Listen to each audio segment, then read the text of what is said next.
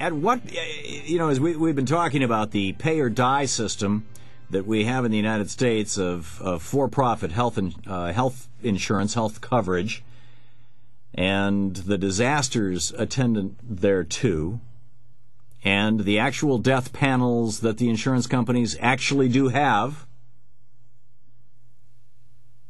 Sarah Palin's comments notwithstanding. Chicago right now, I do a show very often on Friday afternoons for our Chicago affiliate, and we get a lot of calls, just for Chicago. And I find it fascinating. Chicago privatized a good chunk of their parking meters. And what has happened? The price has gone up almost fourfold, and the meters are starting to fail, and they're not getting the maintenance they need, and they still rely on government money to make the thing work. It's the police have to enforce it and whatnot. They've privatizing roads. As I said, we've had a privatized health insurance industry for years and years and years. About half of all electricity in the United States is provided, a little more than half on people receiving electricity in the United States, and water are receiving it from government services. A little less than half from private services. The private services are invariably more expensive and less efficient. And now Todd DeHaven is with us with the Cato Institute, cato.org. And Todd, you want to privatize the post office? Well, I want to certainly at least end the government-granted monopoly it has on first-class mail. Yes, why? Absolutely. Well, for starters, there's a declining demand for the post office's services with regard to the mail. Obviously, with the Internet, we can email each other, we can pay our bills online, we can send each other messages over text. But more fundamental than that is the post office is losing lots of money. It's scheduled to lose $7 billion this year.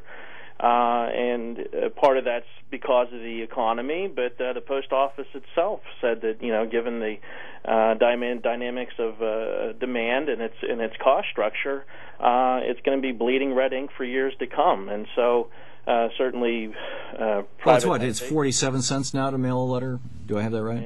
I think like 40 something. 45, yeah. It's in that. It went up recently. It still seems to me an incredible bargain that for half a buck, for literally half the cost of a candy bar these days, a fifth of the cost of a candy bar in a movie theater, I can put a piece of paper out in front of my house, and that piece of paper will appear in the next 2 or 3 or 4 days in front of the house of somebody on the other side of the country. I think it's an extraordinary thing. The U.S. Postal Inspection Service, the USPS, is literally the oldest law enforcement agency in the United States. It was founded by Ben Franklin, who founded our postal service. Are you sure you want the pizza delivery guy delivering your bank statements, your checks, your brokerage statements, your Social Security checks should the day come? I realize you can do electronic deposit and you can do a lot of this stuff electronically, but that requires having an internet connection and a secure one. And that requires either a certain level of technological expertise, which many Americans don't have, particularly elderly Americans, or a certain amount of money, which increasingly, as unemployment rolls through our country, people don't have. Well, as a matter of fact, I use UPS and FedEx to mail and receive packages, and in fact, I've stopped using the United States Postal Service because I got tired of losing packages and having them show up late. I can't even track my packages when I use the U.S. Postal Service. Sure, you can. Not to the absolute dime where it's at compared to UPS and FedEx. You cannot. No. Well, UPS and FedEx have better tracking systems. I'll grant you that on the web. But if you register a piece of mail, you can track. It gets tracked all the way through. And just a standard piece of mail, no, you can't track that. But it costs a fraction of what UPS and FedEx does. I've got, we send out books to people. We've got these priority mail envelopes, regardless of weight. If you can fit it in the envelope, you can send it. People get it the next day or 2 days later, and it's like $3. For FedEx, it's 9, 10, 12, 15, whatever it is these days. And so it's extra for the tracking if you want that. Ted, if you've got Tad DeHaven, if you've got a good income, use it. I see this as an absolute parallel to the healthcare thing. Let's have the public option. That's our post office. And then for people who want to, have some, the deluxe thing, they want to have it there the next morning before 9 o'clock.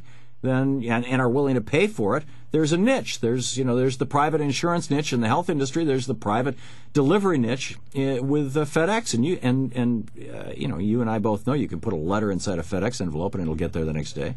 Right, but there is no competition. The government has set it so that the U.S. Postal Service has no competition when it comes to first class mail. And but there's a reason for that. Well, right, to maintain it as a government monopoly. No, the reason for that is because there's wild variations from region to region in what it costs to deliver mail.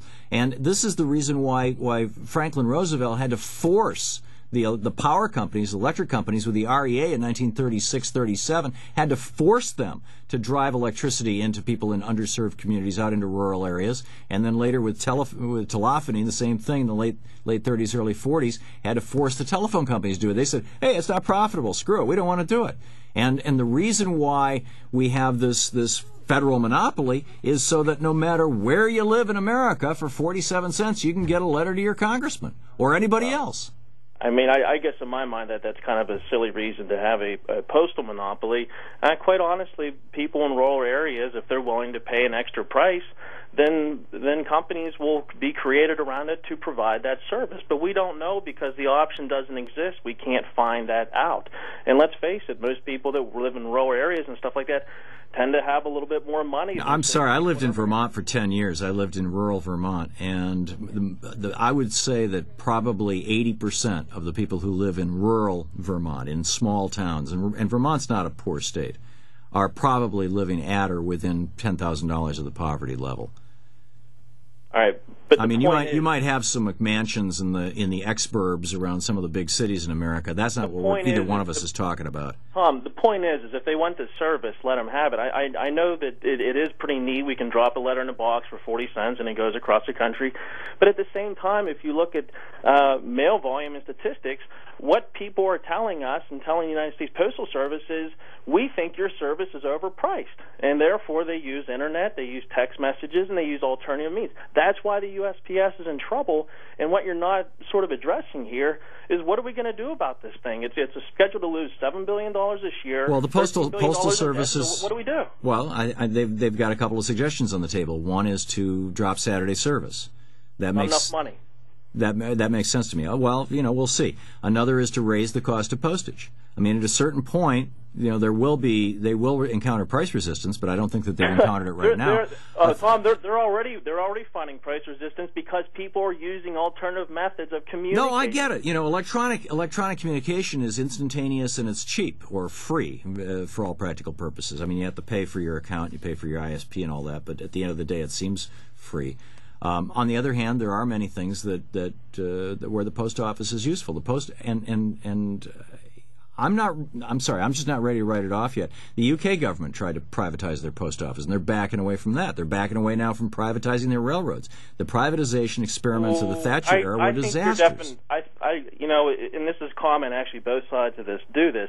Oftentimes what is called privatization is not actually privatization. When the government still controls capital, whether it's financially or managerially, that's not technically privatization. You can have liberalization, which the UK and the EU and New Zealand and all that have done, but there is really no true privatization. So I'll take a step back and say I would just like to see a little liberalization, what the Europeans are doing in other countries, and let's see how the U.S. Postal Service can compete if there is a competitive market for their services. If the post office goes private, what you're going to have, you're going to have to pay CEO salaries, you're going to have to pay executive salaries, you're going to have to pay dividends to stockholders, you're going to have to pay marketing expenses. All of these things don't exist right now. Did you see the bonus John Potter got this year? I mean, the guy makes a couple $100,000, and then he's got a massive bonus on top of that. Who's John Potter?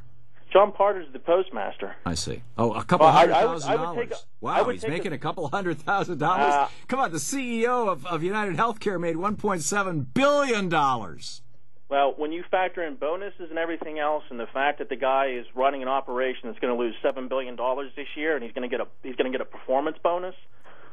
So I think the post office seems to be working quite well, and like I said, I don't want the pizza delivery guy delivering my checks, my credit card statements, my personal mail. I don't want Thom, how can you say a entity that's going to lose $7 billion is running well? Well, it's I can't, you know, if the only criteria for determining whether an entity is running well is whether or not they're losing money, if that's your only criteria, then they're not. My criteria is much broader than that. My mail gets delivered every day. I know that the people who are delivering my mail are not opening it and looking at it. I know that they're not going to be here today and gone tomorrow. They're members of the union. They got a pension. They got a long-term job. I'd say you're one of the fortunate few between my lost mail and lost everything else. I guess I am. Lucky, Thom. You're lucky. Ted DeHaven, Cato.org. You can read all about it over there. Thank you.